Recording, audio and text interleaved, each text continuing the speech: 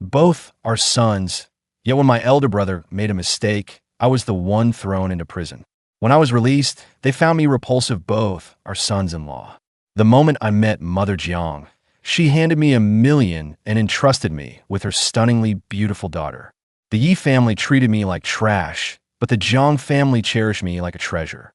Since you, Ye Chu, have been so heartless, don't blame me for being unrighteous. From the moment I signed the marriage contract, Ye Chu is dead. The one who returns is the heir of the Medicine King, making the martial world tremble. Master, this disciple must leave. Take care of yourself. At the entrance of Longtan prison in Jiangnan province, the cold wind howled. I bowed respectfully to the old man before me, who wore tattered clothes and reeked of sour filth. My eyes filled with reluctance. If it weren't for him these past 3 years, I would have died long ago in that dark, sunless cell. The old man nodded slightly, a glint of sharpness flashing in his cloudy eyes as he instructed. Chewer, don't forget what your master has entrusted to you. After you get out, quickly resolve that dragon resentment chi within your body. Otherwise, once the resentment dragon chi completely corrodes your heart and veins, even a golden immortal can't save you, and disaster will surely strike. I nodded solemnly, my fists clenched. Master, I understand. 3 years ago, I was only 15, back then. To uphold what they called family honor, I took the fall and went to prison in place of my older brother, Ye Chu. He said I was a minor and would get a lighter sentence, and he even promised earnestly, once I got out, he would guarantee me a life of wealth and glory. Wealth and glory. For 3 years, not a single one of the hundreds of members of the Yi family came to see me. I suffered endless bullying in prison, nearly had my ribs broken. It was Master who came to my rescue, and it was then that Master told me an astonishing secret. I possessed the bloodline of the true dragon, but strangely, my true dragon bone had been dug out of me. It was because of this missing true dragon bone that this ruthless resentment dragon chi was born. Barring any miracle, I won't live past 18. Fortunately, he taught me martial arts techniques to improve my blood and chi, barely managing to suppress this evil energy. But this is only a temporary solution to cure it at the root. There are only 2 paths. Either find a woman with a special physique, especially a true phoenix body or a true dragon body, or recover the lost true dragon bone. Master waved his hand, signaling me to leave. Go on, remember, don't disgrace your master's title of Medicine Emperor. I knelt on the ground and kowtowed 3 times to the old man. As I rose, I knew that the boy Ye Chu, who was at everyone's mercy, was dead. As soon as I stepped out of the prison gate, cheers erupted behind me. That scourge is finally gone. Great, today is a good day, brothers. Let's drink to that. Listening to these taunts, a cold smile curled at the corner of my mouth. How could a sparrow understand the ambition of a swan? The convict in your eyes is now the direct disciple of the Medicine Emperor. I didn't go straight home instead. I first organized my thoughts. I wanted to return to the Yi family, not to reclaim my heritage, but to uncover my origins. Ye Chu and his wife Xie were both ordinary people. How could they have given birth to me, someone with the true dragon bloodline? The only explanation is that they are not my biological parents, or at least one of them isn't. As I stepped through the grand entrance of the Yi family villa, a nauseating wave of hypocrisy washed over me. In the living room, Ye Chu and Xie were frowning and discussing something.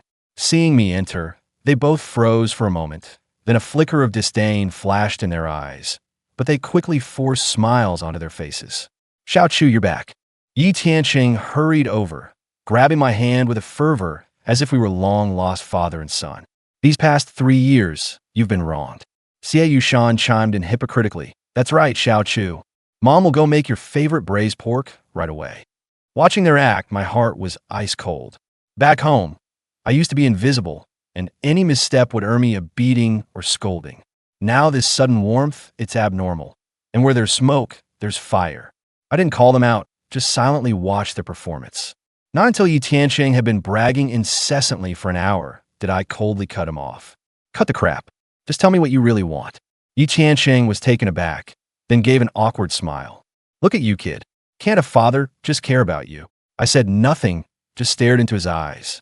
That look made Ye Chu flinch. Just then his phone rang. After he answered it, His expression instantly turned lively, the kind of joy that comes from a scheme succeeding. He turned to me, putting on what he thought was a loving smile. Ye Chu, here's the thing. To make up for these 3 years of your sacrifice, your father has arranged a brilliant marriage for you. And there was the fox's tail finally exposed. The bride is the eldest daughter of the Jiang family from Jiangdu. Marry her, and you'll never have to worry about food or clothing for the rest of your life. You'll even be able to strut around Jiangdu with the Jiang family's backing. Ye Chu rambled on, spittle flying. The eldest daughter of the Jiang family. A rumor I'd heard from a cellmate popped into my head. Jiang family's Pearl turned into a vegetable after a car accident a year ago, her face supposedly disfigured.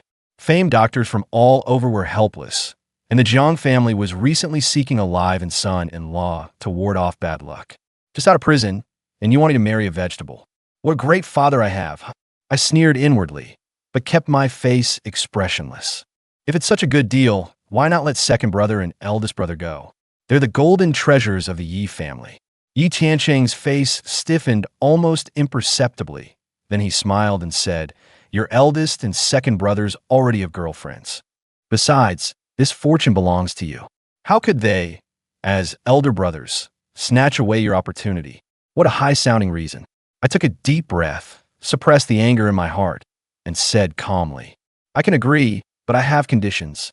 Ye Chu's eyes lit up. What conditions? Name them. I looked straight into his eyes and asked word by word. I want to know who my biological father is. The air froze instantly. Ye Chu's face changed drastically, and he subconsciously glanced toward the kitchen. Only after confirming that Xie Yushan couldn't hear did he breathe a sigh of relief. But his eyes flickered, clearly hit where it hurt by my question. What nonsense are you talking about? Am I not your biological father? He roared, blustering out of fear. Is that so? I let out a cold laugh. My whole body exuded an imposing aura. What biological father would make his son serve prison time for someone else? What biological father would sell his son to a vegetable right after he gets out of prison? Ye Chu was rendered speechless by my question, cold sweat beading on his forehead. He never expected that the submissive, illegitimate son would become so sharp. You ungrateful wretch! How dare you threaten me? He said, flustered and exasperated. Threaten? I took a step forward, and a pressure from my true dragon bloodline burst forth instantly. Even though my power hasn't fully recovered, the aura of a superior being was enough to terrify ordinary people. Ye Chu's body trembled, as if stared down by a primordial beast, his breathing becoming labored. He looked at me in terror, as if seeing a stranger. I retracted my aura, returned to calmness, and stated the truth. I will agree to this marriage. Consider it repaying the Yi family's years of fostering grace. Ye Chu gasped for breath, the fear in his eyes gradually replaced by greed. After weighing the pros and cons, he gritted his teeth and said, all right, I'll tell you. You're indeed not my biological child. Your mother was my first love. She fell gravely ill back then and entrusted you to me before she passed away. As for who your biological father is, I don't know either. What he said is true. I can sense that he wasn't lying. The trail may have gone cold, but at least one thing was confirmed. My biological father has the bloodline of the dragon clan. If I can find him, maybe I can retrieve the true dragon bone. I've told you what you wanted to know. Ye Chu's tone turned cold again. I hope you remember your promise. Also, keep this to yourself. Don't bring shame to the Yi family. Don't worry, I keep my word, I replied calmly. When will the wedding be? Tomorrow. The next day, at the Yi family villa, I stood in front of the mirror, dressed in a sharp suit. The young man in the reflection had a clean crew cut and bright, focused eyes. He had long shed the childishness and cowardice of the past. Big brother Ye Chu walked over, patted me on the shoulder, a hypocritical smile on his face. Third brother, I'll remember your sacrifice. If you ever need anything, just come to me. I looked at that face, feeling nothing inside. Last night, standing outside the door, I heard clearly how he and my parents laughed at me, calling me a reformed criminal. I sidestepped to avoid his hand and said coldly, no need. From today on, I have nothing to do with the Yi family. Ye Chu's smile froze on his face, a flicker of malice in his eyes. Ungrateful thing. Soon, the Jiang family's wedding procession arrived. I strode out of the Yi family's gate, never once looking back at that so-called home. But I turned a deaf ear, sitting in the luxury car, watching the scenery fly by outside the window. I knew the life that belonged to me, Ye Chu, had just begun. The Jiang family, a centuries-old clan in Jiangdu, had deep roots, far beyond what the nouveau riche family could compare. The car stopped in front of the Jiang family villa. I followed the butler into the main hall. I saw Jiang Haiyun and his wife having tea with an elderly man with a square face.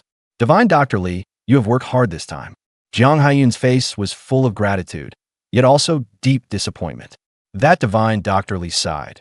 I'm sorry, this old man is incompetent, unable to wake your daughter. However, I have heard of a legendary figure called the Medicine Emperor. If we can invite him, there may still be a glimmer of hope. Medicine Emperor? I paused slightly in my steps. Isn't that my master? It seems the Jiang family has really spared no expense for their daughter. They've even managed to find out about such a hidden legend. Divine Dr. Li stood up to take his leave. As he passed me by, he seemed to sense the unusual aura about me and gave me a second look, but in the end, he said nothing. Ye Chu was curious about who knew the Medicine Emperor. The Medicine Emperor, the sovereign of all medicines. In ancient times, Shenong tasted 100 herbs today. The Medicine Emperor distinguishes a myriad of medicines.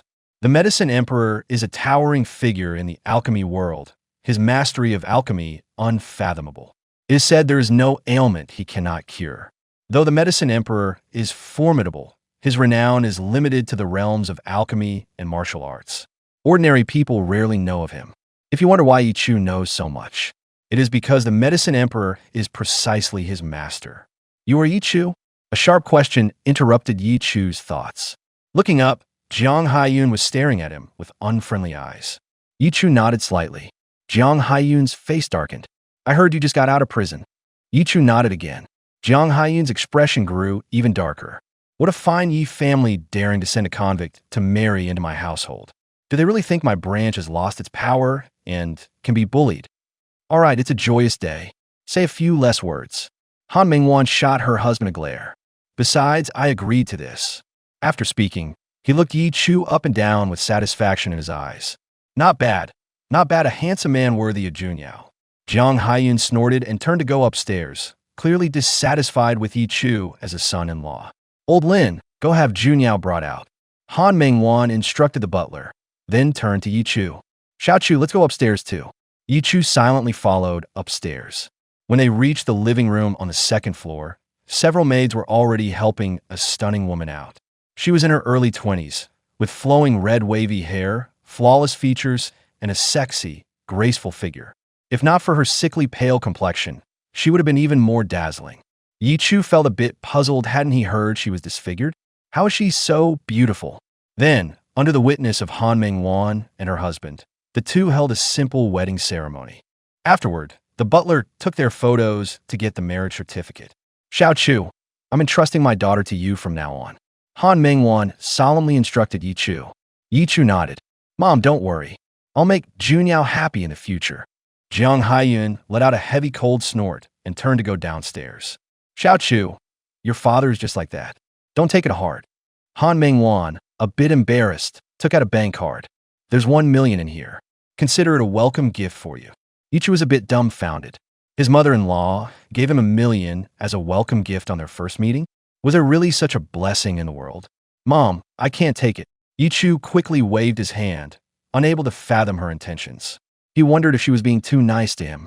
He had no idea that although the Jiang family wanted someone for a marriage to cure illness, they weren't just taking anyone. The Yi family had voluntarily proposed Ye Chu's matrilocal marriage. Han Mingwan immediately had someone check on Ye Chu's background. He had taken his brother's place in prison 3 years ago, just got out, and was now willing to sacrifice for the family. Such a loyal and righteous person naturally appealed to Han Mingwan. Although she wanted to find someone excellent, in Jiang Junyao's current state, which excellent man would want her? Besides, the Jiang family wasn't short of money. Compared to that, character is what truly matters. In the end, Han Mingwan still forced the bank card into Ye Chu's hand. After she left, Ye Chu entered the room and stared at Jiang Junyao, who was lying unconscious on the bed. Maybe marrying into the family isn't so bad. He murmured softly. Han Mingzhuan's care reminded Ye Chu of his late mother. Unlike Yi Tiansheng, his mother Lin Xianxian had always been very kind to him. He took Jiang Juanyao's jade-like hand and checked her pulse. After a moment, his brows furrowed. Could this constitution be? He examined her carefully, a hint of delight appearing in his eyes. It really is a true phoenix physique. I can't believe my luck. He was thrilled. According to his master, people with special constitutions were extremely rare, and he had just encountered one right after leaving the mountain. On top of that, he had even ended up married to her by chance. Calming himself, he began to investigate the cause of Jiang Juanyao's coma. After a moment, his brow twitched slightly. It seems this wife of mine is no simple person either. With one hand forming a seal, strands of true qi flowed from his fingertips, materializing into tiny qi needles in the air. Forming needles from qi, any expert witnessing this would be utterly astonished. Such techniques are only recorded in ancient texts. He lifted the blanket, revealing a seductive, graceful body. Ye Chu's gaze grew heated. He had been imprisoned for the past 3 years without any contact with women. At the peak of his youthful vitality, seeing this naturally made his heart race. He took a deep breath, suppressing his inner agitation, and focused on controlling the qi needles. Whoosh, whoosh, whoosh. His fingers danced lightly as 9 qi needles pierced various acupoints on Jiang Juanyao's body. The tips of the qi needles trembled slightly, then shifted from transparent to deep red. Within minutes, they became the color of fresh blood. Ye Chu waved his hand, and the 9 qi needles flew up, hovering over the nearby trash bin before transforming into 9 droplets of blood-red liquid. A faint, refreshing fragrance spread through the air. Ye Chu grasped Jiang Juanyao's wrist to take her pulse. He found there was still residual poison. First, he infused some true qi into her to restore her body's vitality, then prepared to continue the treatment. The door suddenly opened and Nanny Wu walked in carrying a basin of hot water. Seeing the scene in the room, she was greatly shocked. What are you trying to do to Miss? Ye Chu frowned and withdrew his hand. Just as he was about to explain, Nanny Wu had already rushed out of the room. Soon, she returned with Jiang Haiyun and Han Mengwan. You beast! What are you trying to do to Junyao? As soon as Jiang Haiyun entered, he started cursing loudly. Han Mengwan, on the other hand, immediately went forward to check Jiang Junyao's condition. Finding that nothing was wrong, she finally relaxed. Then she looked at Ye Chu and asked, Xiao Chu, what were you just doing? Jiang Haiyun said angrily, What else could it be? This beast must have been trying to molest Junyao. I told you he's been to jail and isn't a good person, but you wouldn't listen. His misunderstanding was not unreasonable. Ye Chu had already left a bad impression on him, and with what Nanny Wu saw, it was hard not to be suspicious. Just thinking about the possibility that he would lay a hand on his comatose daughter made him furious. Why are you in such a hurry? Nothing is clear yet. Han Mengwan shot her husband a glare before turning her gaze back to Ye Chu. Ye Chu didn't hide it and said, I was just treating Junyao. Han Mengwan asked in surprise, You know medicine?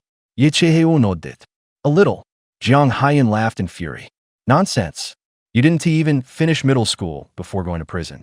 Where did you learn medicine? From the criminals inside? Not wanting to explain further, Ye Chu said calmly, I really was treating her. Believe it or not. Jiang Haiyun sneered. Oh really? Then tell me, what is Junyao's condition? Poisoning. Jiang Haiyun burst into laughter, then scolded. Ridiculous. Junyao was in a car accident, her consciousness sank, and she became a vegetable. What does that have to do with poisoning? Ye Chu curled his lip. Jiang Junyao's brain was indeed injured, but not enough to cause a coma. The real reason is the red spider lily toxin in her body. The red spider lily toxin is colorless and odorless, dissolving into the blood and nerves, making it extremely difficult to detect. This was why, over the past year, the Jiang family had invited many renowned physicians, but none could wake Jiang Junyao. Without even finding the cause of the illness, how could there be any talk of treatment? He couldn't be bothered to explain, knowing they wouldn't believe him anyway. Just as Han Mengwan was about to speak, the butler rushed into the room. Master and Mistress, the eldest madam and Miss Junlan have arrived. No sooner had he finished than 2 figures walked in. The arrivals were none other than Shun Meijing, the wife of the eldest branch of the Jiang family, and her youngest daughter, Jiang Junlan. Second brother, I heard you call for the young master of the Yi family to perform a marriage remedy for Junyao. Where is he? Let me have a look. Jiang Junlan curled her lips. Mom, what young master of the Yi family? I heard he's just an illegitimate son, and he's even been in prison. Their back and forth left the couple's faces ashen with anger. Jiang Haiyun glared at Han Mengyuan. Look what you've done. Han Mengjuan's expression was sour as she replied coldly. Sister-in-law, how my son-in-law turns out is none of your concern. Chen Meijing said with a sweet smile. Mengwan, that's not fair. I am, after all, Junyao, and it's only right for me to care about her. Even though Junyao is in a vegetative state, you can't just pick any random person off the street as if she's unwanted, stabbing her where it hurts. Han Mengwan was shaking with anger, but before she could retort, Chen Meijing continued. An ex-convict brings bad luck. What if he passes it on to Junyao? Don't turn a blessing ritual into a curse. Then she turned to Jiang Haiyun and clicked her tongue. I say, second brother, don't you keep Mengwan in check? If disaster really strikes, wouldn't that mean Junyao might never wake up? Han Mengjuan's voice turned shrill. Chen Meijing, how dare you curse my daughter? Chen Meijing was unperturbed. Mengwan, don't misunderstand. I'm just telling the truth. Before Han Mengwan could respond, Ye Chu spoke up first. Ma'am, a blessing ritual doesn't depend on a person's past, it's about their fate and luck. When I was a child, a fortune teller told me I'm lucky, bringing fortune wherever I go. Maybe Junyao will wake up in a little while. Chen Meijing was taken aback for a moment, then reacted and yelled angrily. Reformed criminal, who are you calling old? Ye Chu grinned with a bright smile. Old auntie, with that sour and mean look on your face, the powder on your face could plaster a wall. Could it be that you're too old and ugly to face anyone? Everyone present turned to look, never expecting Ye Chu to have such a venomous tongue. You little beast, I'll rip your mouth apart. Chen Meijing, frenzied with rage, lunged to scratch Ye Chu's face, but Han Mengwan stopped her. Han Mengwan said with a sneer, Sister-in-law, as an elder, you're arguing with a child? Aren't you afraid people will laugh when they hear about this? Chen Meijing trembled with anger, but knew she couldn't do anything to Ye Chu here. She forcibly suppressed her rage and then sneered. Han Mengwan, don't get too smug. I'm here to tell you that the old man has decided to appoint Jun Long as president. The inauguration ceremony will be in 1 month. The cooperation with the Huangfu family will also be entirely handled by Jun Long. You'd better not interfere, or don't blame us for being rude. Han Mengjuan's expression darkened instantly. A year ago, the Huangfu family was coming to invest in Jinling, and the old master promised that whoever could secure a deal with them would become the president of the Jiang group. Jiang Junyao went through immense hardship to establish a connection with them. But at the critical moment, she got into a car accident. While she was in a coma, the main branch not only took over the results, but also suppressed all of Junyao's loyal subordinates in the company. Either they were won over, or they were fired. Now, the second branch has almost no say in the Jiang group. Dad is being biased, we will never accept this. She clenched her teeth so hard they nearly cracked. Chen Meijing wore a triumphant expression. What if you don't accept it? Your pride and joy is now a vegetable. Who else can your branch rely on? What? Are you counting on your useless husband or that convict son-in-law of yours? The atmosphere in the room instantly became suffocatingly tense, and Han Mengjuan's face was terrifyingly dark.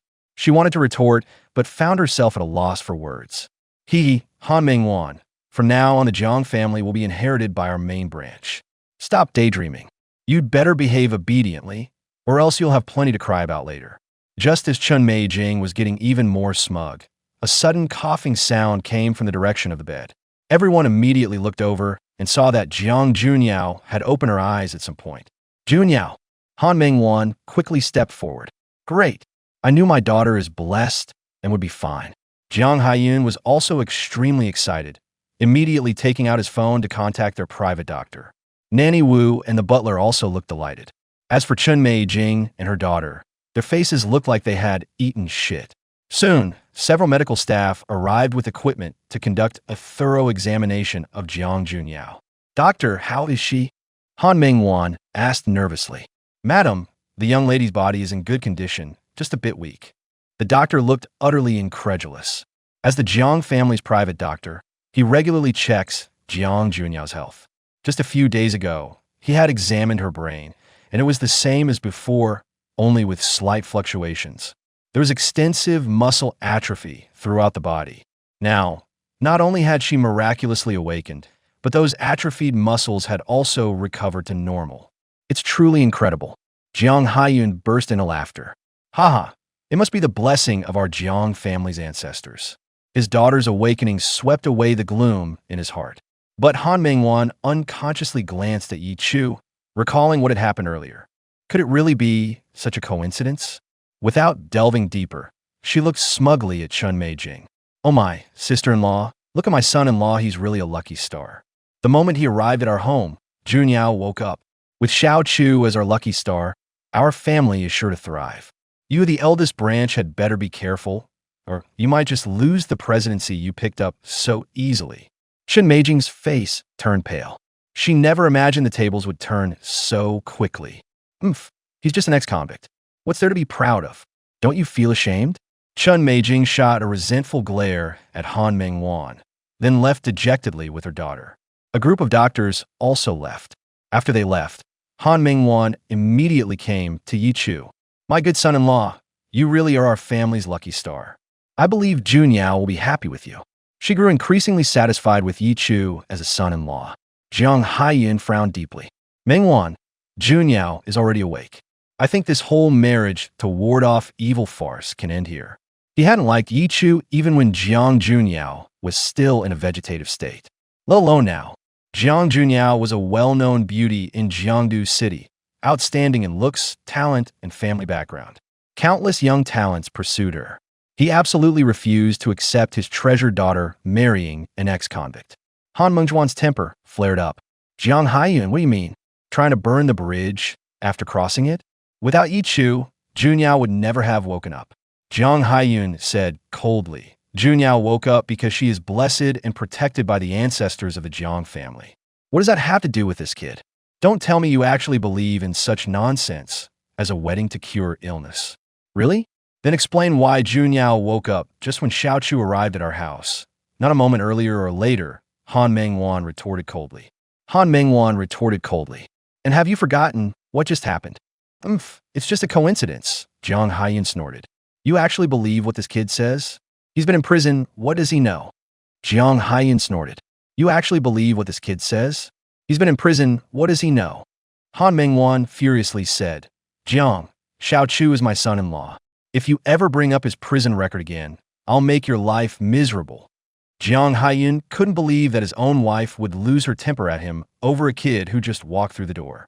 He felt a surge of anger himself. Han Mingwan, I'm willing to listen to you on other matters, but this is non-negotiable. This kid must divorce Junyao. Have you lost your mind today? Daring to shout at me like this? Seeing that they were about to start a fight, Jiang Junyao on the bed spoke up. Mom, Dad, please stop arguing. I want some quiet time. The two immediately stopped their argument. Han Mingwan shot Jiang Haiyun a glare, then looked at Jiang Junyao. Junyao, get some rest. I'll go make you some nourishing soup. With that, she left the room. Jiang Haiyun shot Ye Chu a glare and followed her out. His gaze seemed to say, Kid, if you know what's good for you, you'd better initiate the divorce yourself. The maid and butler didn't dare stay any longer. Ye Chu was about to leave when Jiang Junyao called him back. Wait, I have something to tell you. Ye Chu turned to look at the stunningly beautiful woman on the bed. Her eyes were beautiful, like two black gemstones. Yet her gaze carried a cold pride and depth. Jiang Junyao propped herself up against the headboard, glanced at Ye Chu, and said calmly, I've roughly figured out the situation. My mother was so worried that she resorted to that absurd marriage for good luck business. We're strangers to each other, being forced into marriage is too much.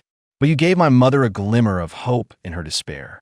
As a token of gratitude, I can offer you 10 million as compensation. Ye Chu curled his lip. A million? Who do you think you're looking down on? So what are you really trying to say?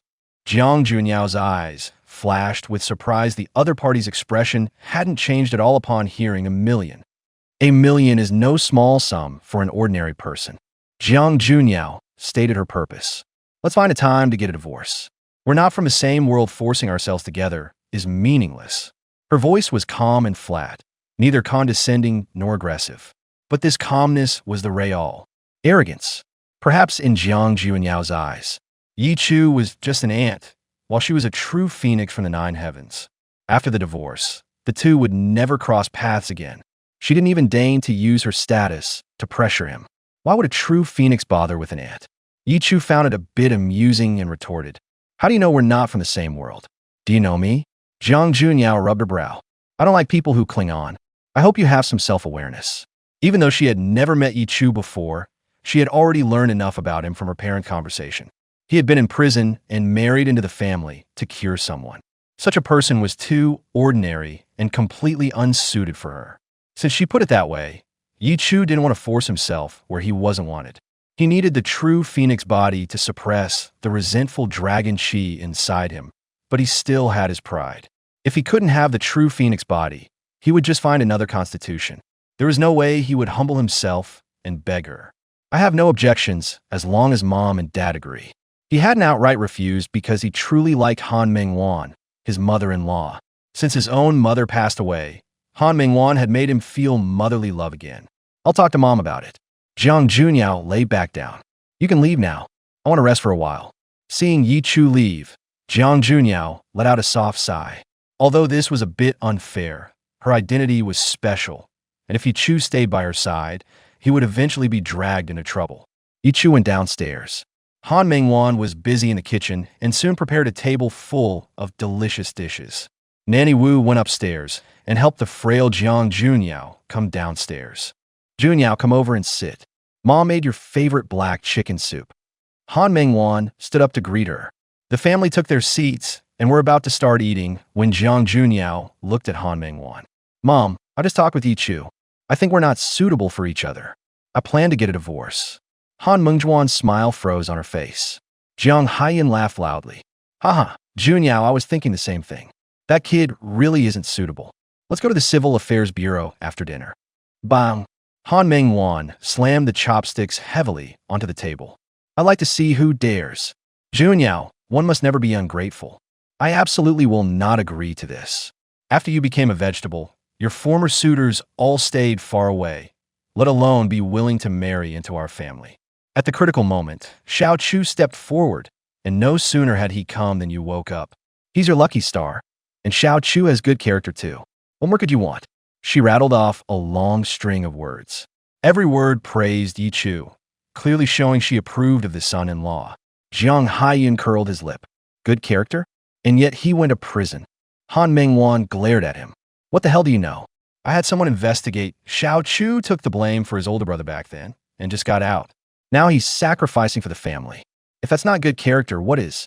Jiang Haiyan was left speechless, then mumbled after a long pause. "But he's still an illegitimate child. How can an illegitimate child be worthy of our Junyao?" "Shut up," Han Mingwan scolded, then turned to Jiang Junyao. "I'm telling you right now, if you dare divorce Xiao Chu, you're no daughter of mine." With that, she got up and stormed upstairs in anger. Jiang Junyao rubbed her temples, knowing her mother was genuinely furious. She decided to wait before bringing it up again. Jiang Haiyan looked at his daughter. "Junyao, Dad supports you." Jiang Junyao didn't say a word. After finishing her meal, she went upstairs. Ye Chu proactively helped clean up the dishes. Jiang Haiyan, annoyed by this, felt his son-in-law was too spineless, so he got up and left the villa. Ye Chu didn't care. He brought a bowl of rice and dishes upstairs to his mother-in-law. "Mom, don't starve yourself. Health is what matters." Han Mingwan took the meal and became increasingly satisfied with Ye Chu. "Xiao Chu, rest assured. With me here, that girl is not getting a divorce." Ye Chu smiled and nodded. Naturally, he didn't want a divorce either. In the next room, Jiang Junyao heard this clearly and felt a headache coming on. She took out her phone and dialed a number. The call connected, and a delighted voice came through. "President Jiang, you're awake? Shui, investigate the car accident." Jiang Junyao gave the order. "President Jiang, we've already looked into it. It was Jiang Junlong and his crew." The voice on the phone was seething. "President Jiang, do you want me to send someone to quietly take them out?" Although she had anticipated it, hearing it firsthand still left Jiang Junyao momentarily stunned. He really doesn't care about blood ties. "That's fine. From now on, there's no need to hold back. For now, don't worry about what's happening with the Huangfu family." She asked. We've successfully entered Jiangdu, but it seems there's been some friction with the White Wolf Association over demolition recently. What's the situation? It said they can't agree on the price. Jiang Junyao frowned. White Wolf Association? They're indeed tough to deal with. Keep an eye on South City. Contact me immediately if there's any news.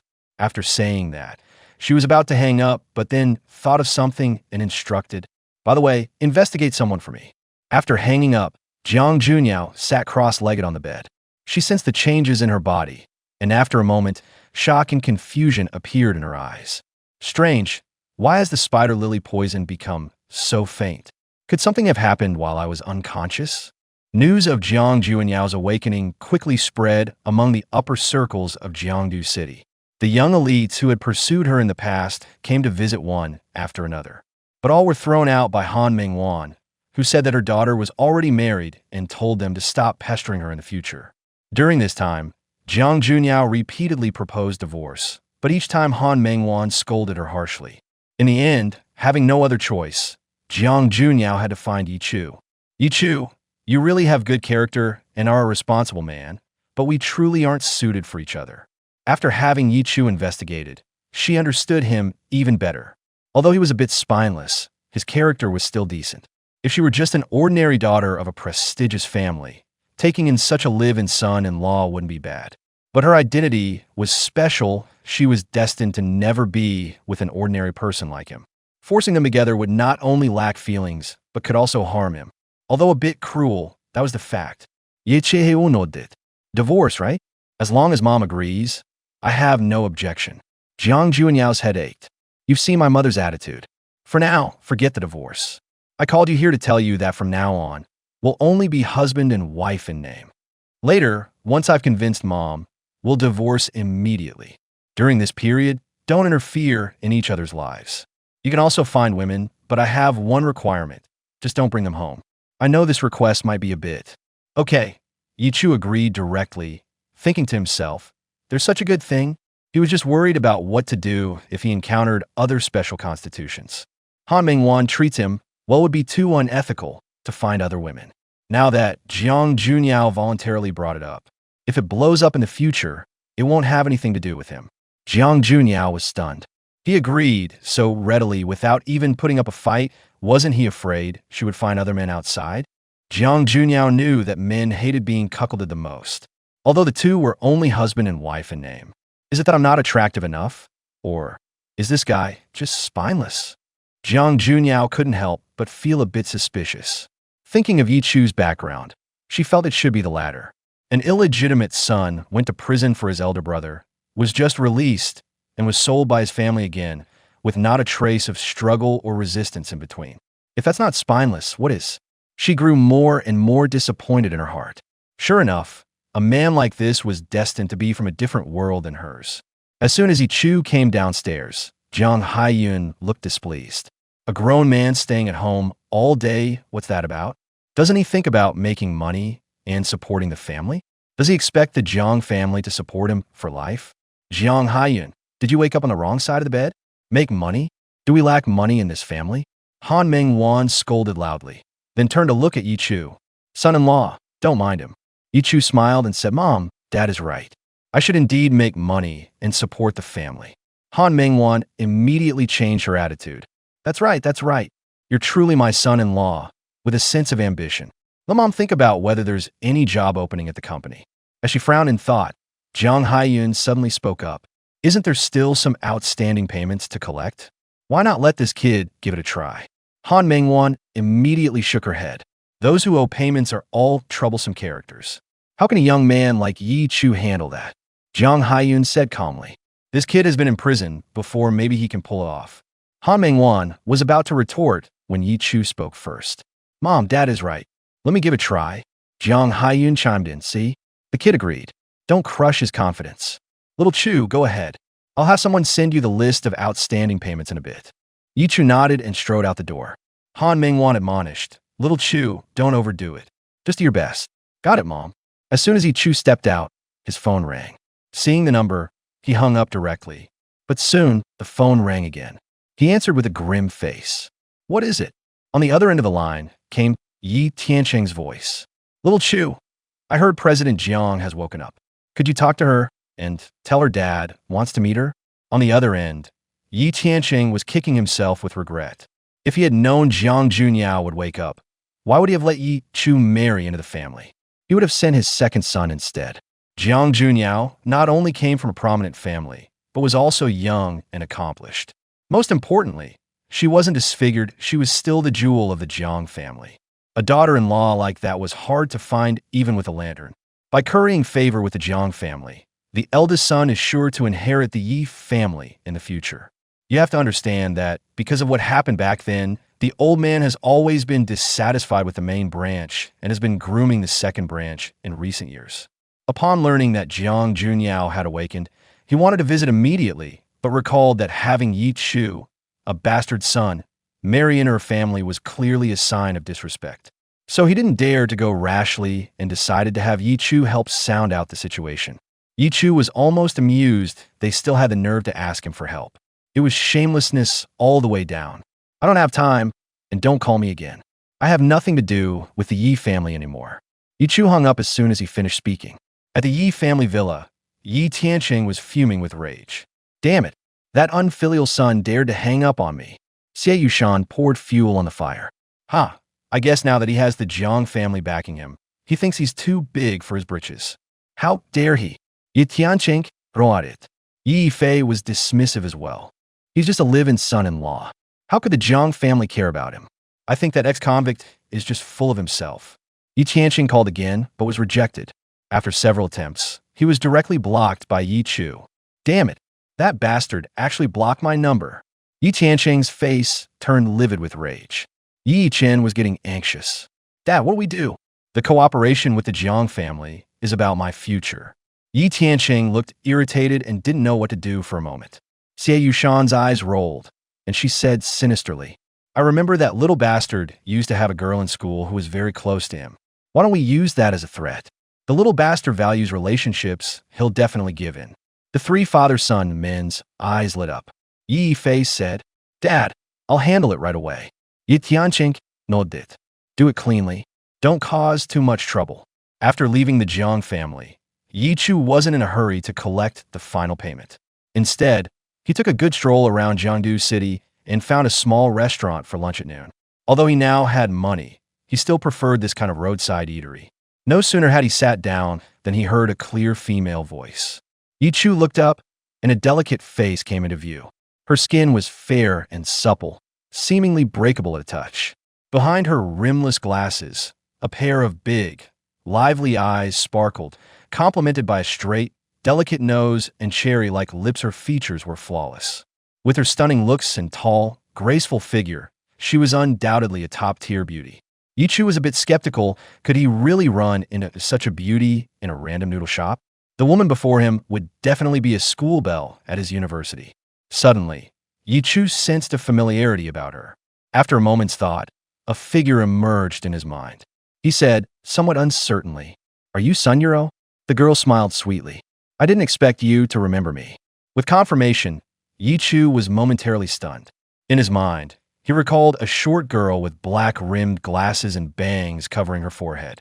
If he hadn't seen it with his own eyes, Ye Chu would have found it hard to believe that the once invisible girl had blossomed into such a beauty. Sun Yuro, his junior high school classmate. Back then, she was just a nobody in the class. Ye Chu remembered her because he had once helped Sun Yuro when she was being bullied. Later, they became good friends after spending more time together. Indeed, time changes a girl. The invisible wallflower back then is now a goddess. I really regret not making a move earlier. Ye Chu teased with a smile. Sun Yuro's cheeks flushed slightly as she retorted. You haven't changed either. You weren't such a smooth talker before. Back in middle school, Ye Chu was withdrawn and seldom talked to classmates because he was ostracized at home. His character only gradually changed after he went to prison. Heck, people change. Ye Chu chuckled and asked curiously, Are you eating here too? Sun Yuro shook her head. This restaurant is run by my mom. It's Sunday today, so I'm here to help out. Yuro, the noodles are ready. A voice suddenly came from the kitchen. Sun Yuro immediately ran over and soon came out carrying a steaming bowl of noodles. It's truly my honor to be served by a beauty like you. Ye Chu took the bowl of noodles and teased with a smile. Got it. Sun Yuro smiled faintly, sat down across from him, propped her chin on her hands, and asked curiously, Ye Chu, why did you suddenly drop out of school back then? Something happened. Ye Chu said casually, not elaborating. Seeing this, Sun Yuro changed the subject. Are you still in school now? Ye Chu shook his head. No, I'm already married. Sun Yuro let out an ah, looking utterly astonished. You're really married? She found it hard to believe Ye Chu wasn't even 20 yet. Of course it's true. I just got married a few days ago. Ye Chu nodded with a smile and asked curiously, Beautiful son, are you seeing anyone?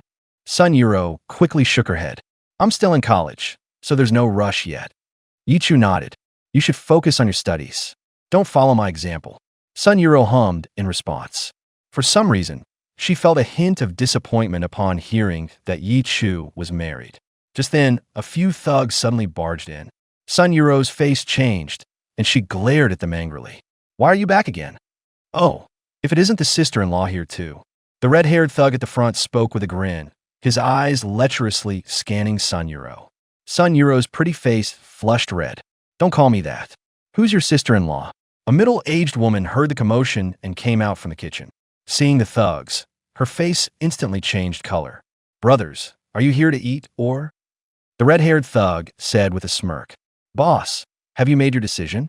Sun Xiuying's face alternated between pale and green, completely at a loss.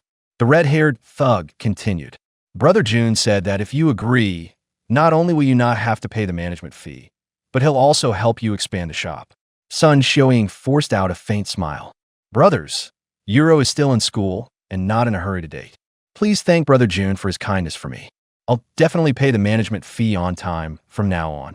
With a bang, the red-haired thug kicked over a stool and said menacingly, Don't refuse a toast, only to be forced to drink a forfeit. Brother Jun fancies your daughter, it's her honor. Stop your nonsense here. She has to go keep him company today, or I'll trash this lousy shop of yours.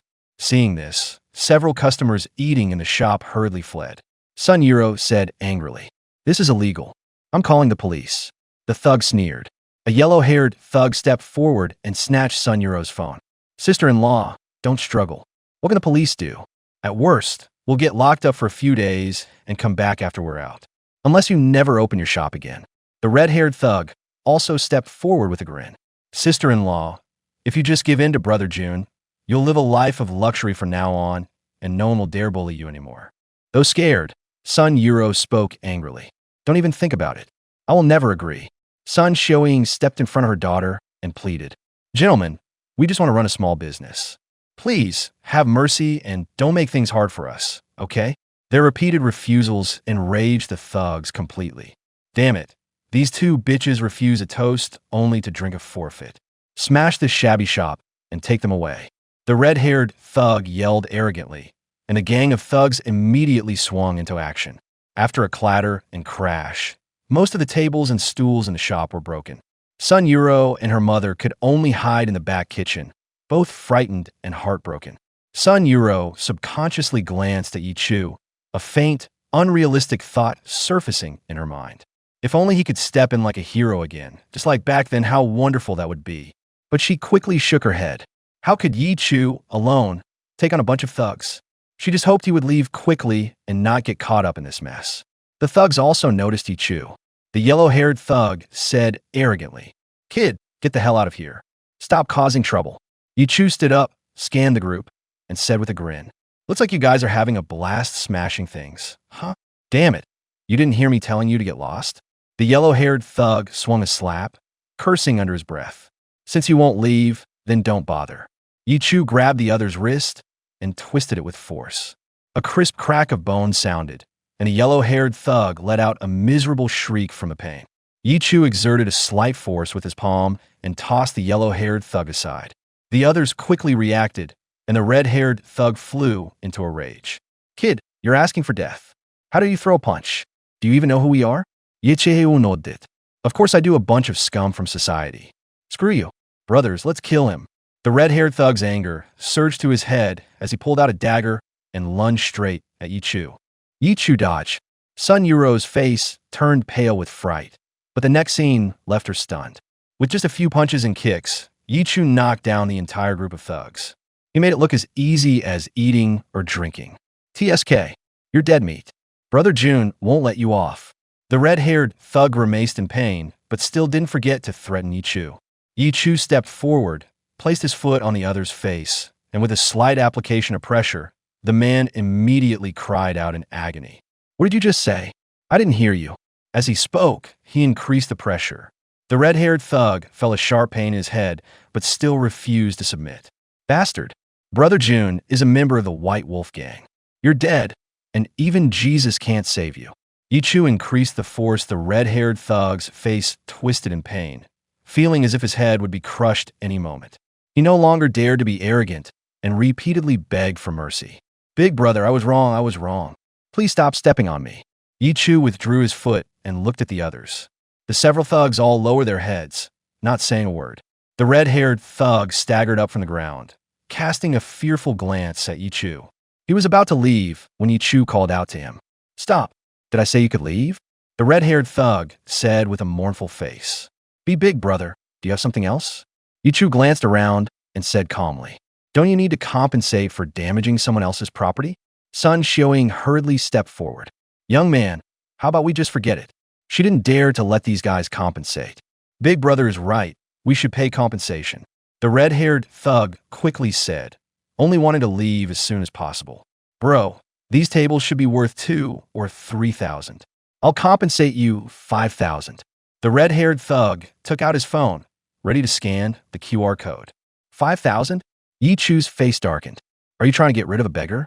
The red-haired thug stammered. Bro, how about you name price? Ye Chu coldly uttered 2 words. 50,000. The red-haired thug was completely stunned.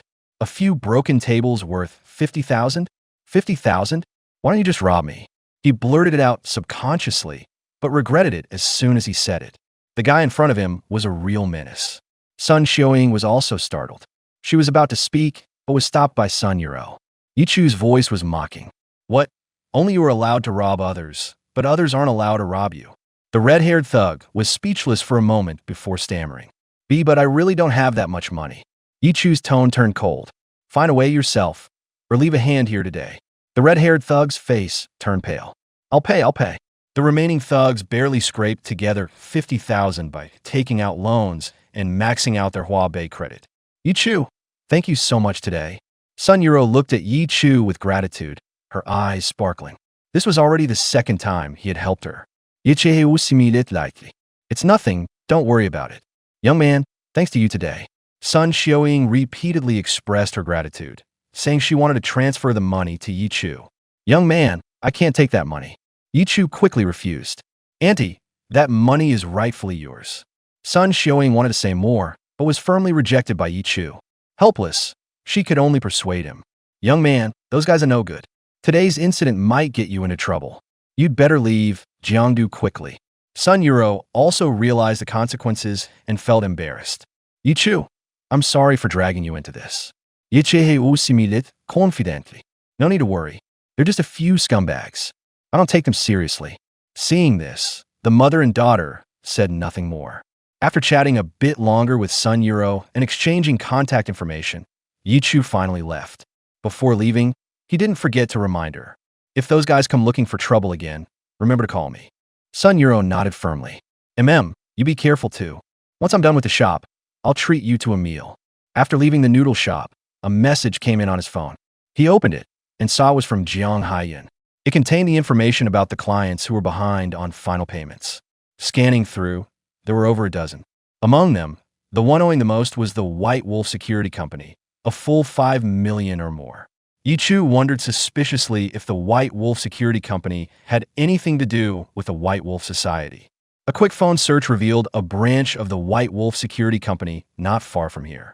He took a taxi straight to the destination. We're here, young man. Ye Chu paid, got out, looked around, and found the area was being demolished. He strode toward a nearby building.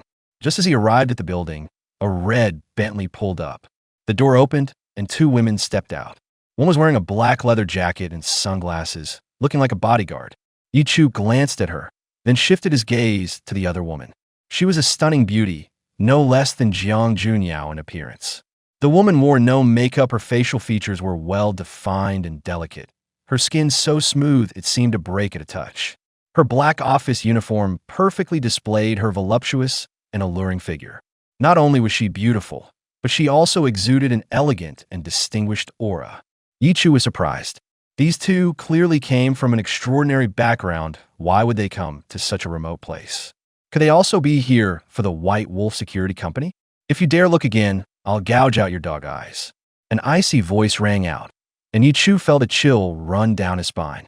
He narrowed his eyes slightly. The other party didn't seem to be an ordinary person. Dongmei, don't cause trouble. Don't forget our main purpose. The stunning woman spoke and strode toward the building ahead, with a female bodyguard quickly following. Just as he thought, Ye Chu understood and quickly followed as well. The female bodyguard suddenly turned her head. Kid, if you follow us again, I'll break your legs. The stunning woman also frowned slightly. Ye Chu was annoyed and retorted without courtesy. I'm bored as hell. Following you? Can't I just be here on business? The female bodyguard's face darkened. Kid, you dare to speak recklessly? You're asking for death. She was about to make a move, but was stopped by the stunning woman. Miss, this guy's mouth has no filter. Let me teach him a lesson. The stunning woman shook her head, looked at Ye Chu, and asked curiously, May I ask what brings this gentleman here? Ye Chu told the truth. Collecting a debt. Dongmei burst out laughing. Kid, you dare to come alone? Quite bold. Do you know what kind of place this is? Ye Chu pointed at the billboard above with a look like she was an idiot. Are you stupid? It clearly says right there, White Wolf Security Company. Dongmei opened her mouth, but found herself speechless. But then she remembered that Ye Chu dared to insult her, and she flew into a rage. You little brat, looks like you're asking for a beating. All right, Dongmei, don't forget our main business. The stunning woman raised a hand to stop her, gave Dongmei a word of caution, then turned and entered the building. This place isn't a safe spot, little brother. Don't do anything rash. You'd better leave quickly. Dongmei also coldly snapped. If you don't want to lose an arm or a leg, get lost now. Ye Chu didn't care at all and followed the two women into the building. The two women noticed, but didn't say anything more. Good words are wasted on a doomed man. As soon as the three entered the first floor lobby, two burly men in black suits immediately approached. Miss Huangfu, our boss is waiting for you upstairs. One of the burly men said. Huangfu Shuriwe nodded slightly. Lead the way. The two burly men immediately led the way. Ye Chu followed behind as well. Since he came with Huangfu Shuriwe, the two burly men didn't ask many questions. They never expected that they were from two different groups. Soon, the group arrived at a luxurious office on the top floor. Behind the desk, a fierce-looking bald man sat in the boss's chair. Ostensibly, he was Li Zhengxiong, the branch manager of White Wolf Security Company, but in reality, he was one of the four hall masters of White Wolf Society, nicknamed Bald Li. That's right, White Wolf Security was just a front behind the scenes. It was called the White Wolf Society, one of the two major underworld forces in Jiangdu. Oh, Miss Huangfu came all the way here in person. I am truly honored. Bald Li quickly stood up to greet her while instructing his female secretary. Go fetch my treasure to Hong Pao tea and brew a pot for Miss Huangfu.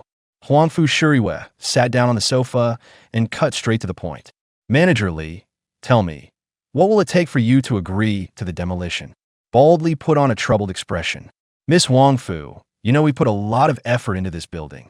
Huangfu Shuriwe interrupted. Manager Li, just state your terms directly. Bald Li said with a grin. Miss Huangfu is straightforward, so I won't beat around the bush either. As he spoke, he held up 5 fingers. If Miss Huangfu gives us 500 million, we'll move out immediately. 500 million? Why don't you just rob a bank? Dongmei was furious. We've already looked into it. The cost of this building is at most 50 million. Bald Li's expression remained unchanged as he took the teapot handed by his secretary and personally poured tea for the 3 of them. Hey, miss, don't be angry. There's an old saying among the people. You can name your price, and I can counter it. We can discuss the price slowly. He picked up the hot tea in front of him and said with a smile, Miss Huangfu, please have some tea first. But Huangfu Shuriwe remained unmoved. Bald Li's eyes narrowed slightly. Since Miss Huangfu won't even give me this face, then you might as well leave. Dongmei said coldly, Li, don't go too far. Don't think we wouldn't dare to touch you. Bald Li's face darkened as he snorted. Kid, I've been roaming the underworld for decades, walking the edge of life and death many times. I'm not someone who gets scared easily. Either we talk properly, or you can get the hell out. A cold glint flashed in Dongmei's eyes. She really wanted to teach the other party a lesson. But remembering this was their territory, she forcibly held back. Huangfu Shuriwe said calmly, "Managerly, enough small talk. Tell me your bottom line price." Baldly lounged carelessly on the sofa, not bothering to reply at all. Huangfu Shuriwe frowned, a flash of anger in her eyes. But she didn't explode. She picked up the teacup in front of her, took a gentle sip, then said coldly, "Can we talk now?" "Haha, that's more like it." Baldly laughed heartily and continued, "Miss Huangfu, it's not that I'm making things difficult for you. I really put a lot of effort into this building." Huangfu Shuriwe cut him off coldly. "Let's be frank, managerly.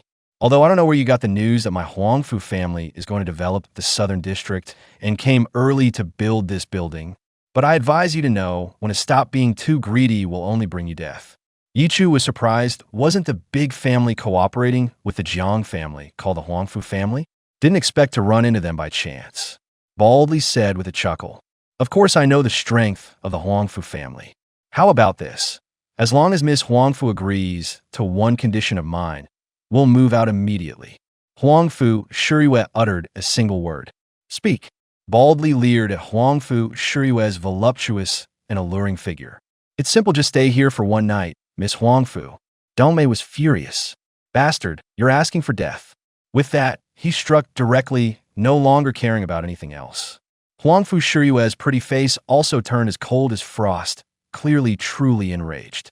Baldly remained unfazed, rising to tangle with Dongmei in combat.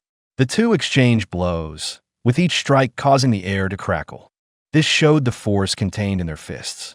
Ye Chu was surprised, recognizing both as body-tempering martial artists. Their strength should be at the 7th or 8th level of body tempering. In fact, Baldly's strength was at the early stage of body refining level 8, while Dongmei was at the peak of body refining level 8. As time went on, the slightly stronger Dongmei gradually gained the upper hand. But Baldly remained completely unflustered. He dodged a flying kick from Dongmei and quickly created distance. Then he pressed his palm on the red button on the desk. A piercing alarm immediately rang throughout the entire building. Dongmei's expression changed as she charged at Baldly again, but since their strengths were similar, it was impossible to defeat each other in a short time. Soon, a group of big men in black rushed in aggressively. Some surrounded Huangfu Shuriwe and Ye Chu, while others went to help Baldly. With reinforcements, Baldly quickly turned the tide from defeat to victory. Within a minute, Dongmei was kicked away and crashed heavily onto the floor. Blood trickled from the corner of her mouth, and her injuries looked severe. Several big men quickly stepped forward and subdued her. Baldly plopped down on the sofa and said with a smile, "Have you considered it, Miss Huangfu?" Even at this moment, Huangfu Shuriwe's expression remained calm. "Managerly, you should think carefully. Once you make a move against me, you will surely face the wrath of the Huangfu family. Bald li sneeth. Miss Huangfu, being too arrogant is not a good thing. Have you never considered why I, a hall master of the White Wool Society, would dare to make a move against you?" Huangfu Shuriwe's eyes narrowed. Associating it with other matters, her expression suddenly darkened. "If I'm not mistaken, there's a traitor in the Huangfu family. Who is behind you?" Balkli laughed heartily. As expected of Miss Huangfu, smart enough. "You don't need to know who it is, Miss Huangfu. It's better for you to cooperate obediently." Huangfu Shuriwe's face turned cold and dark. "What if I don't?" As she spoke, an aura spread out. Baldly showed a surprised expression. "Stage 9 of body tempering? How is that possible?" Huangfu Shuriwe's voice was haughty. "Nothing is impossible. Why do you think I dare to come here alone?" Baldly quickly suppressed his shock and said with emotion, as expected of the most outstanding prodigy of the Huangfu family in this generation. He paused briefly, then a sinister smile spread across his face. "Even if you're at the 9th stage of body forging, you're going down today." Huangfu Shuriwe snorted coldly and was about to strike, but suddenly her expression changed. She felt a surge of heat well up inside her, quickly spreading throughout her body. Her fair cheeks visibly flushed with redness. A primal desire rose uncontrollably from the depths of her heart. Huangfu Shuriwe instantly thought of the tea earlier, and her tone turned icy. "Despicable wretch, you actually drugged me." Baldly let out a sinister chuckle. Miss Huangfu, when you're out and about, you shouldn't just drink whatever others give you. Huangfu Shiyue's face turned livid. Relying on her status as a member of the Huangfu family and her strength at the 9th stage of body forging, she had completely underestimated her opponent. She never expected to be tripped up by such a dirty trick. She quickly held her breath and concentrated, fully activating her cultivation technique, tried to use her true energy to expel the drug's effects from her body. But after several attempts, it was completely useless. Miss Huangfu, don't waste your effort. What I gave you isn't poison, but an aphrodisiac. Baldy Li laughed heartily, his eyes full of mockery. Huangfu Shiyue felt a bit panicked inside, but maintained a calm facade as she said coldly, "Scum, if you dare touch me, the Huangfu family will wipe out your White Wolf clan." Baldy Li was not flustered at all. "Miss Huangfu, you're overthinking. I wouldn't dare touch you." Before Huangfu Shiyue could breathe a sigh of relief, Baldy Li suddenly revealed a sinister smile. "I don't dare, but someone else does." As soon as the words fell, the door not far away opened and two figures walked out. A tall young man with a defiant expression and a thin, white-haired old man with a shriveled appearance. Baldy Li stepped forward with a flattering look. "Young Master Kai, the plan went smoothly. Are you satisfied with it?" The tall young man nodded slightly, his gaze sweeping over Huangfu Shiyue, with greed and lust flickering in his eyes. Huangfu Shiyue's pupils contracted. "Sima Kai, it's you," Sima Kai said with a smirk. "Shiyue, surprised? Unexpected?" Huangfu Shiyue's tone was icy cold. "Sima Kai, if you dare touch me, I will kill you." Sima Kai laughed heartily. "Shiyue, do you think I'm scared? Once the rice is cooked, I'll go to your house to propose. Then you'll have no choice but to marry me." Huangfu Shiyue's tone was icy. "Don't even think about it. My father would never agree." Sima Kai let out a sinister chuckle. "Even if he doesn't agree, someone else will. Don't you know that? Everyone in the Huangfu family wants you married off. How could Huangfu Shiyue not know this?" Her heart sank to the bottom. "Shiyue, you know how I feel. Just give in to me obediently. I promise I'll treat you well from now on." Sima Kai's voice softened as he slowly approached Huangfu Shiyue. "Get away from me." Huangfu Shiyue suddenly struck out, sending a punch straight at his face. The white-haired old man moved like lightning, blocking the punch. Huangfu Shiyue stumbled back, her face full of despair. The old man before her turned out to be a master at the 9th level of body forging. Sima Kai's face suddenly darkened. "Old Joe, tie up this bitch. Let's see how she resists once we're on the bed." The gray-haired old man strode toward Huangfu Shiyue, who was filled with despair. Miss Dalmei was also frantic, but there was nothing she could do. Just as the two women were in despair, a voice suddenly rang out. "A group of grown men using such despicable tactics against a woman, aren't you ashamed?" Everyone present turned to look at Ye Chu, who had spoken. Dong Mei was stunned, while a faint glimmer of hope rose in Huangfu Shiyue's heart. "Young man, if you can get me out of here, a Huangfu Shiyue, will reward you handsomely."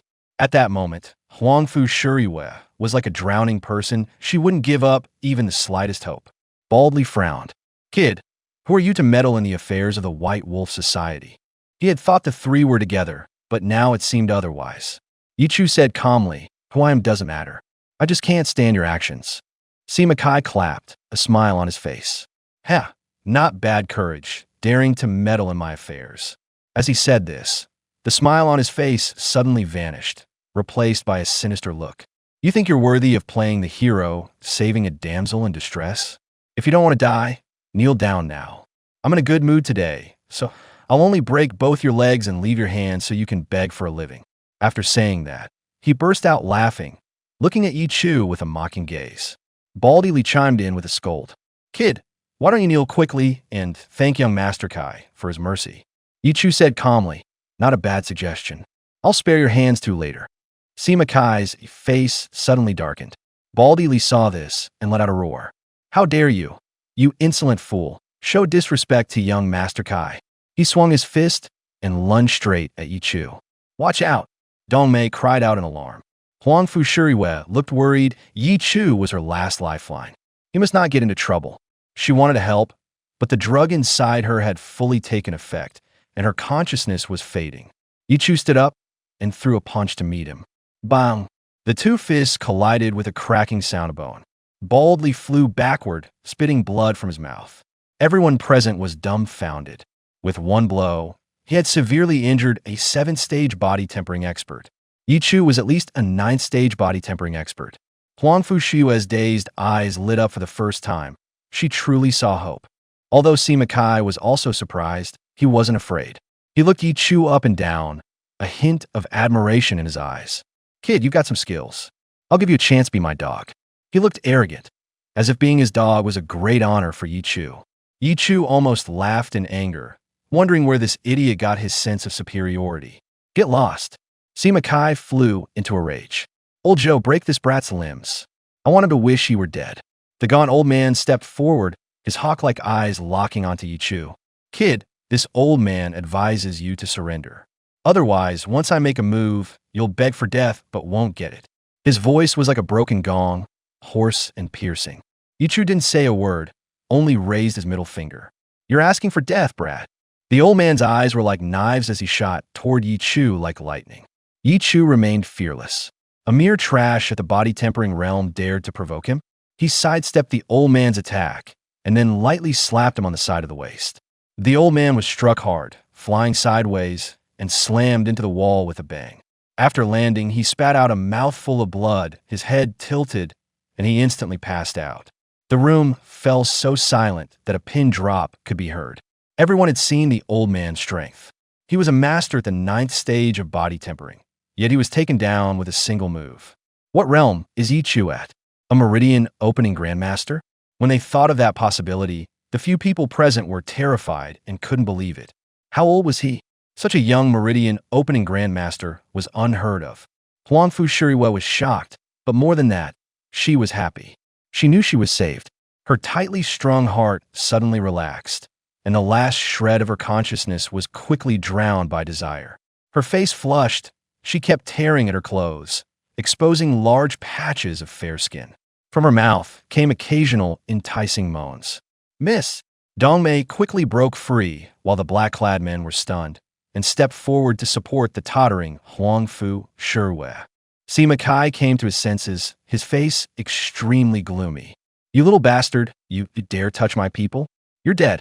Not only you, but your family will also suffer." Ye Chu's eyes flashed with cold light. With a whoosh, his figure flashed, and he grabbed Sima Kai by the neck, lifting him up. "Say that again." His voice was icy, murderous intent surging in his eyes. Sima Kai's face turned red, and he threatened loudly. "Kid, you're seeking death. The Sima family is not someone you can afford to offend." Ye Chu said nothing, applying slight pressure with his hand. Sima Kai's face turned purple, veins bulging on his forehead, as if he would suffocate at any moment. At this critical moment, the office door was slammed open, and a group of black-clad men rushed in aggressively. The office was packed tightly with people a rough count put it at nearly 100. "Kid, let young Master Kai go now, or you won't leave here today." Baldy Lee got up from the ground, his expression arrogant again. Earlier, sensing trouble, he secretly used his phone to call for help, summoning all his men in the building. He refused to believe that so many people couldn't deal with Ye Chu. Ye Chu released his grip, and Sima Kai fell to the ground. Ignoring the sharp pain in his neck, Sima Kai hurriedly distanced himself from Ye Chu. Only after reaching behind Baldy Lee did his expression relax. "Everyone attack. Break that bastard's limbs.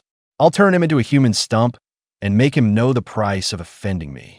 He roared, his eyes filled with madness and hatred. Never in his life had he suffered such humiliation. "Don't worry, young Master Kai. This kid won't escape today," Baldy Lee said with confidence, his gaze fixed on Ye Chu. "Kid, you're strong indeed, but 2 fists can't beat 4 hands. You're dead today. If an enemy like Ye Chu got away, he would never rest easy. And Huang Fushua's must not leave either, otherwise the White Wolf will be in big trouble." Ye Chu raised an eyebrow. "You're that confident?" Baldy went behind the desk and took a pistol from the drawer. "Kid, with so many brothers here and this thing in my hand, if you can still leave, I'll twist my head off and give it to you as a chamber pot." Dongmei's expression tensed again. Even at the peak of body tempering, one cannot dodge bullets. Unless he's a Grandmaster. Ye Chu is so young, there's no way he's a Grandmaster.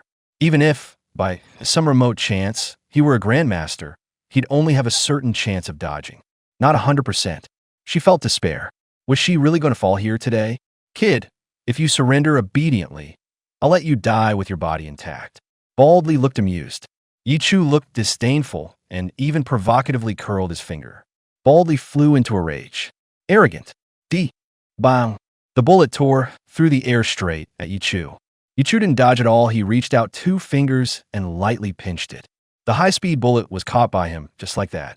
Seeing that he didn't dodge, the crowd originally wore sneers, but then they were stunned. Catching a bullet with bare hands? What the hell kind of monster is this? Even a Meridian opening Grandmaster couldn't do that, right? Bald Lee's face turned pale, realizing that they might have provoked a formidable enemy.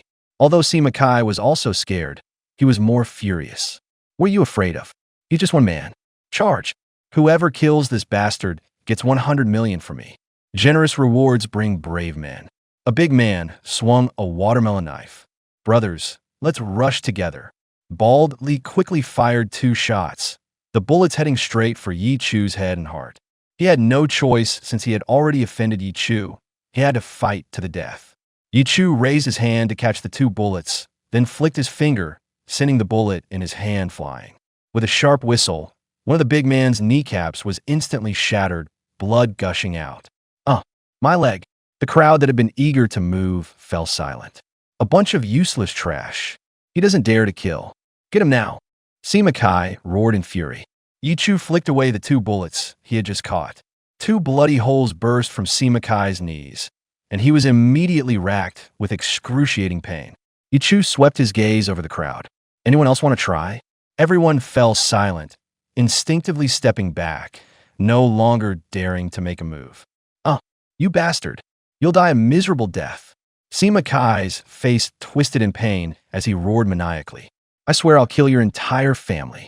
The intense pain and his crippled legs drove him somewhat insane. Ye Chu's face darkened. Do you really think I wouldn't kill you? I held back because I just came out and didn't want trouble. Sima Kai lauget we li. Bastard, if you got the guts, go ahead and kill me. If I die, your whole family will be buried with me. Ye Chu's face turned utterly dark, and he suddenly looked at Baldy Lee, who shuddered all over. Big brother, what's the matter? Want to live? Baldy Lee nodded vigorously. Ye Chu pointed at the watermelon knife on the ground, not far away. Go and chop off that kid's arms.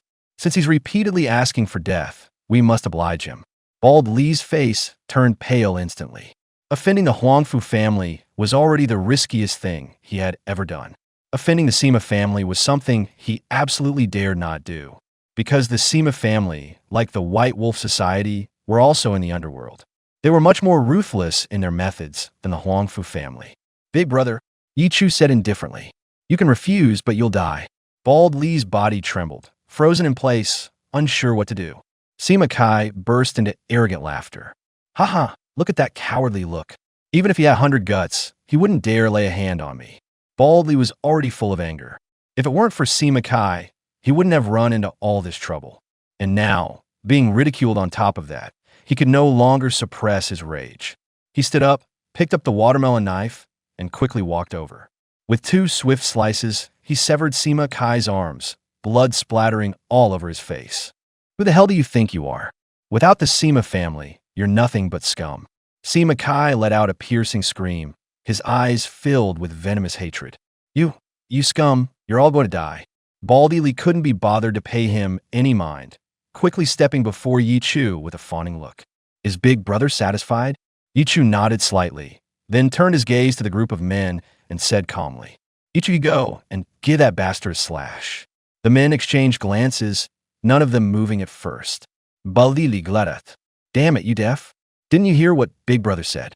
The men no longer dared to hesitate. They stepped forward one by one to deliver finishing blows. Even the big man with his knees shattered crawled over and delivered slash. And his slash was the most vicious of all. The big man felt that having his legs ruined was all Sima Kai's fault. Even in death, Sima Kai never expected that Ye Chu would actually dare to kill him, and by dismemberment, no less. Just then, the unconscious old man slowly woke up. Seeing Sima Kai's bloody and mangled body, his face filled with horror, and without a second word, he turned and fled. How could Ye Chu given the chance? He grabbed a teacup from the table and threw it. The teacup shattered, and a bloody hole appeared in the old man's head, killing him on the spot. Ye Chu grinned at Baldly. Big bald head. You know how to handle what comes next, right? Baldly nodded hurriedly. Don't worry, big brother. Nothing about today will ever get out. Are you kidding? Everyone here had a hand in it. If the Sima family finds out, not a single one of them will get away. Ye Chu nodded slightly. Let's go out first and take care of the bodies. Baldly didn't dare hesitate, immediately having people carry the bodies out of the office. Ye Chu approached Huang Fu Shuriwei, who was already burning with lust. There's no denying it, Huang Fu Shuriwei looked incredibly tempting at that moment. If there hadn't been anyone else around, Ye Chu might not have been able to hold back. As soon as she smelled the man's scent, Huang Fu Shuriwei lunged forward, but was stopped just in time by Dongmei. She placed her on the sofa. Dongmei looked wary. What do you want? Ye Chu rolled his eyes. To cure the poison, of course. What else could it be? Dongmei immediately flew into a rage. Bastard, get away. As long as I'm here, you won't lay a finger on Miss. She had been grateful for Ye Chu's help earlier, but she hadn't expected him to take advantage of the situation. Ye Chu was speechless. I said I'd use inner energy to expel the poison. What were you thinking? Dongmei's face flushed red, and she snorted. Well, you didn't say it clearly. It wasn't her fault for misunderstanding. Huang Fu Shuriwei had been hit with an aphrodisiac. To cure it, one would normally have to, You'd better not have any funny ideas, or I'll kill you, she said coldly. Ye Chu ignored her, tapping a few points on Huang Fu Shuriwei to immobilize her, then helping her sit up. He pressed his palms against hers and channeled inner energy into Huang Fu Shuriwei's body. Ye Chu narrowed his eyes and examined carefully, discovering that Huang Fu Shuriwei also had a special constitution. It was a constitution called the Moonlight Body, capable of absorbing moonlight for cultivation, quite rare. Is my luck really this good? Ye Chu sighed inwardly, feeling his luck might be a bit too good. As true qi entered her body, the aphrodisiac inside Huang Fu Shuriwei turned into sweat and was continuously expelled from her pores. After more than 20 minutes, Huang Fu Shuriwei returned to a normal state. Ye Chu withdrew his hand and smiled. Miss Huang Fu, how do you feel? Much better. Thank you for your help, young master. Huang Fu Shuriwei expressed her gratitude first, then asked curiously, I still don't know the young master's name. Ye Chu. Ye Chu stated his name, his gaze fixed unblinkingly on Huang Fu Shuriwei.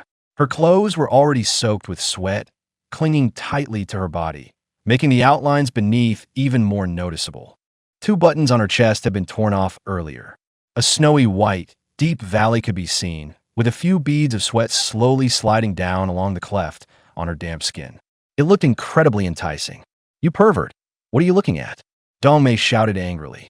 Huang Fu Shuriwei looked down and immediately blushed with shame, quickly turning around. Dongmei glared at Ye Chu, then quickly took off her clothes and put them on Huang Fu Shuriwei. After a quick adjustment, Huang Fu Shuriwei looked at Ye Chu again. Mr. Yi, thanks for your help this time. Allow me to deal with matters here first, then I'll hold a banquet to thank you. Ye Chu appeared modest. Miss Huang Fu, you're too kind. Huang Fu Shuriwei had Dongmei summoned baldly. The latter was terrified. Miss Huang Fu, it was that bastard Sima Kai who forced us to harm you. We had no choice, please spare us. Huang Fu Shuriwei snorted, a fierce aura sweeping over. Tell me who the traitor in the Huang Fu family is. Baldly turned pale with fear and dared not conceal it. It's Huang Fu Jia. Huang Fu Shuriwei's face darkened. It is him indeed. I will not pursue this matter further this time, but you must move out of here within a week. If you dare to cause trouble again, your White Wolf gang will be wiped out. Baldly nodded hastily. Mr. Yi, please. Huang Fu Shuriwei made an inviting gesture to Ye Chu. Wait for me. Ye Chu waved his hand and said to Baldly, Bald, shouldn't the remaining payment owed to the Jiang family be settled now? Baldly was stunned, realizing that this young master was actually here to collect money. He just didn't know when the Jiang family had acquired such a fearsome figure. Baldly didn't dare to hesitate and immediately transferred the money. The Jiang family had come many times before, so he was aware of this matter. Big brother, I remember I owe over 5.8 million. I'll give you 6 million. He just wanted to get rid of this fearsome figure as soon as possible. 6 million? You think you can get rid of the beggar with that? Ye Chu's face turned slightly dark. Having owed for so long, shouldn't there be interest? Baldly dared not raise any objection and said ingratiatingly, Big brother, you name the price. Ye Chu held up 5 fingers. Baldly nearly fell flat on his face at 50 million. The interest had directly multiplied tenfold, even darker than loan sharks. Who exactly were the gangsters here, them or him? Ye Chu raised an eyebrow. Not willing to pay? Baldly quickly shook his head. No, I'll pay right away. Ye Chu nodded. Transfer 6 million to the Jiang family company's finance, and the rest to me. Baldly grumbled inwardly, so he's skimming off the top. It was shady, but who could argue when the guy had the power? After getting the money, Ye Chu and the 2 women went downstairs. He wanted to leave, but couldn't resist Huang Fu Shiyue's invitation, so he got into the Bentley. Mr. Yi, are you a local of Jiangdu? Huang Fu Shiyue asked curiously. Before coming, she had investigated the powers in Jiangdu and had never heard of Ye Chu. She guessed he might be from out of town. Ye Chu nodded. Miss Huang Fu, no need to be formal. Just call me by my name. She was older than him, and being called Mr. Yi felt a bit awkward. Mr. Yi is my benefactor. You mustn't treat him like this. Huang Fu Shiyue waved her hand. Seeing Ye Chu's helpless look, she thought for a moment and said, How about this, since we're fated to meet, and I'm a few years older? We could become sworn siblings. What do you think? Ye Chu's eyes lit up. Sworn siblings? He liked that idea very much. Of course, no problem, he said with a smile and a nod. But I still don't know my sister's full name. Huang Fu Shiyue smiled softly. Huang Fu Shiyue. From now on, little brother, just call me Shiyue Jie. Dong Mei, who was driving, was shocked in her heart. It was the first time she had seen her young mistress so warm toward a man. The Bentley first drove to a shopping mall, where Huang Fu Shiyue changed her clothes, and then they headed to a restaurant. Jianghuai Pavilion, the highest class restaurant in Jiangdu, where a single meal cost at least several thousand. As the 3 entered the hall, a waiter immediately came over to greet them warmly. Dong Mei showed the reservation information. The Imperial Hall, we reserved it in advance. The waiter was startled and quickly said, This way, please, esteemed guests. Shortly after they left, 4 young men and women walked in. The lobby manager, sharp-eyed, immediately hurried over to greet them. Young Master Qin, please come in. What would you like to eat today? One of the young men waved his hand grandly. I am hosting distinguished guests today. Take me to the Imperial Hall. The lobby manager quickly nodded. Yes. Young Master Qin, this way, please. The waiter, who had just come downstairs, was a bit stunned and hurried forward to speak in a low voice. Manager Li, the Imperial Hall has already been reserved. The guests just went up. The lobby manager frowned. Who are they?